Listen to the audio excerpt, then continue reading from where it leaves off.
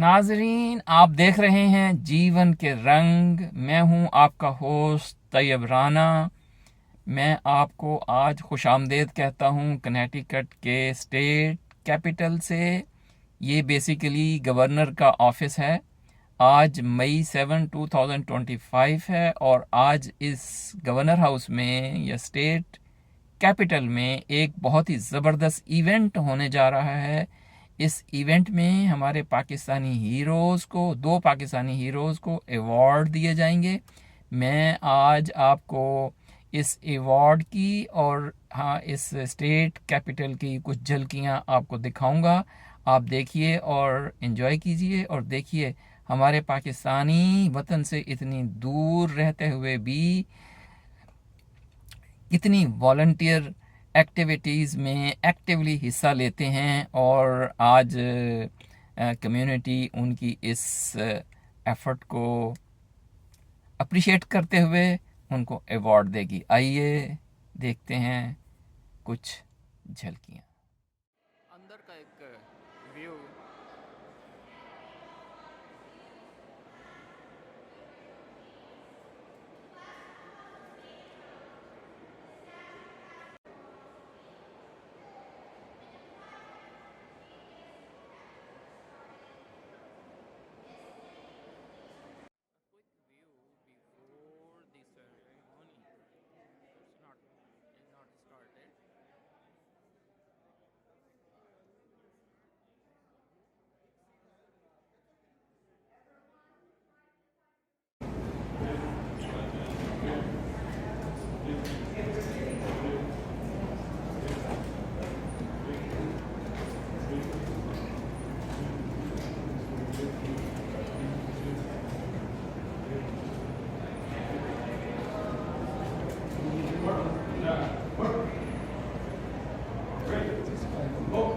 Governor is entering. Breathe in.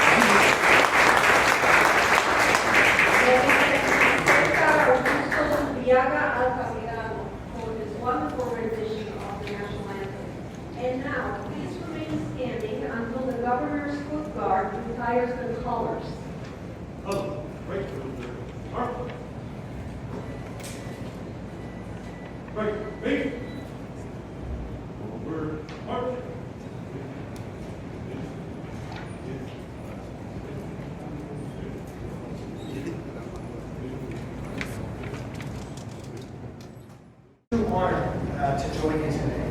I'm deeply grateful to the Connecticut Immigrant Refugee Coalition for the work that you do and for giving me this opportunity to share my own immigrant story on this meaningful occasion, part of the liberal arts to transform lives. Regrettably, that is not something one can say about every place in this country. Second, I recognize that as a university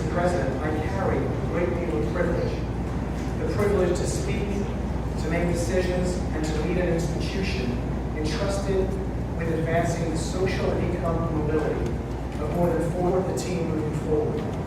The strengths identified in myself were adaptability, resilience, and optimism. In preparing for today, I realized that those traits were not simply innate. They weren't within me. They were forged over a lifetime and shaped by my own immigrant experience. As many in this room understand, being an immigrant or refugee is deeply challenging. It can be emotionally, physically, and financially difficult. Staying resilient, adaptable, and hopeful often feels like an act of defiance, and yet we persist. We keep going, no matter how inhospitable the path we see ahead.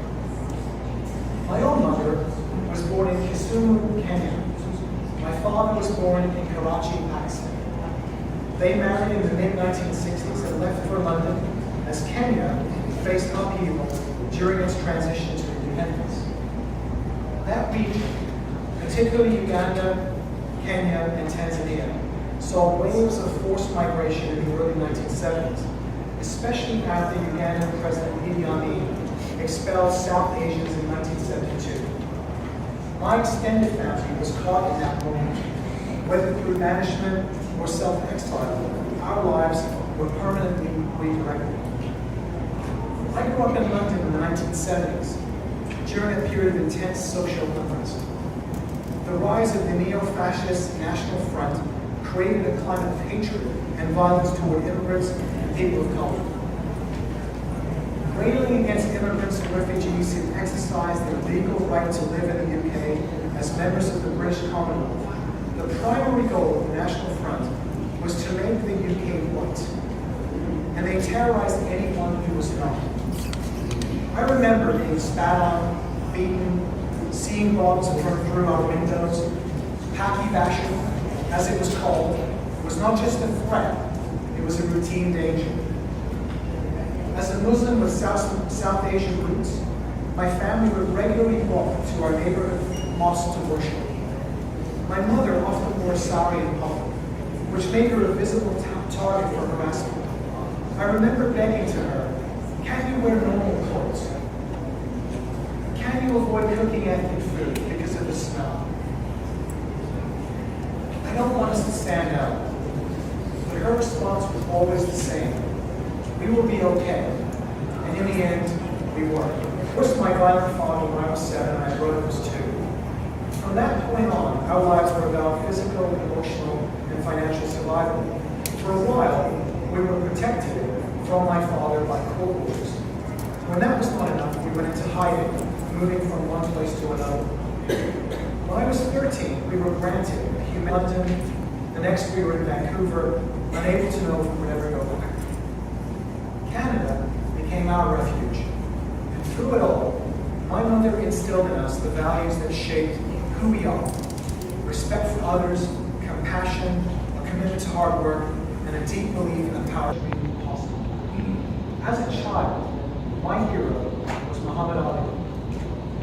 He was my window into America. Charismatic, brilliant, unapologetic. And now here I am. I live here. I met my wife here. And I have the extraordinary privilege of helping to change lives here.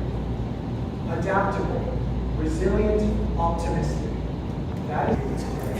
Take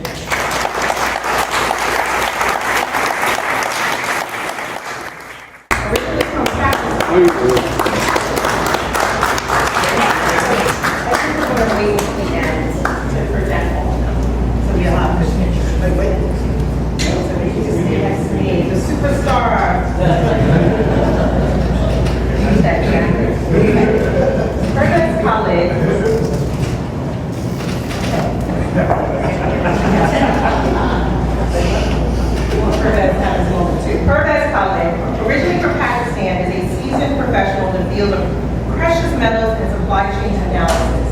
His professional achievements are matched only by his dedication to mentorship and education. As a long-standing volunteer with the Pakistani American Association of Connecticut, he has helped connect and empower generations of immigrant professionals. Also from Pakistan is Nasir. He manages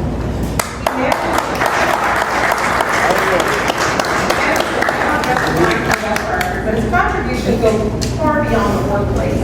He is a pillar of the Pakistani community, organizing voter registration drives, supporting local mosques and nonprofits, and volunteering for events that uplift shared civic life. His leadership and generosity have left a lasting mark on his neighbors. A truly extraordinary honoree, Ruth Weiner. At the door. You are safe in our schools, come back. In those simple words, he offered not only comfort, but a public affirmation of belonging. Through his tenure, Governor Nasir to Connecticut into refugees and immigrants. And just a few days ago, speaking at a statewide forum hosted by the Commission on Women, Children, Seniors, Equity and Opportunity, he reaffirmed commitment by stating courage and conviction that Connecticut is a safe haven. I can also share from my own conversations with the governor over the years that his commitment is deeply personal to him. Again and again, he has expressed his determination to ensure that Connecticut remains a place where immigrants are respected, protected, and welcomed. His words and actions reveal his sponsors, including the Commission, CSEO, and with sincere gratitude, I am proud to present the inaugural Amicus Immigration Premium to the Honorable Governor of the State of Connecticut.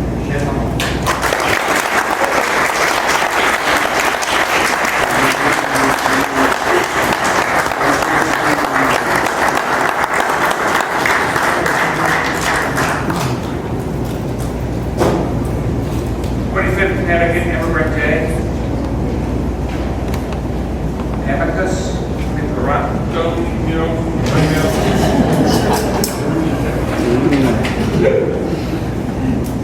I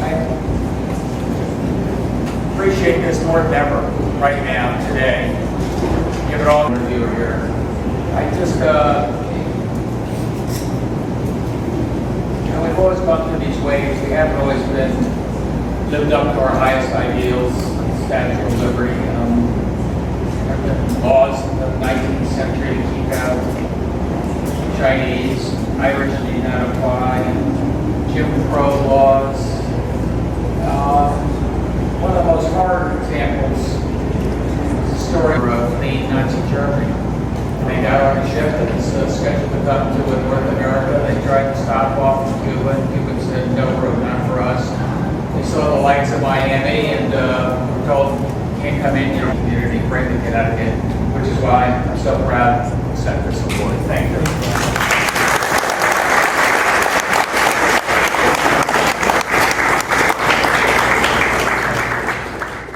के अंदर का एक और view, कितनी खूबसूरत building है ये, और ये जो फ्लोर है यहाँ पे गवर्नर का स्टाफ बैठता है, ये सारे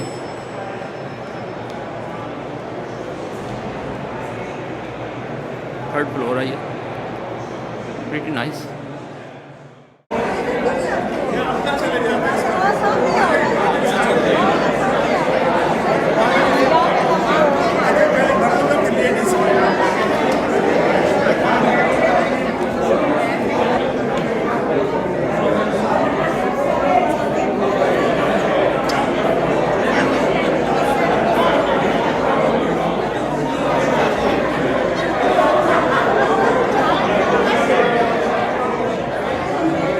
चीमा साहब बहुत बहुत तुहानू मुबारक होवे, कैसा फील हो रहा है?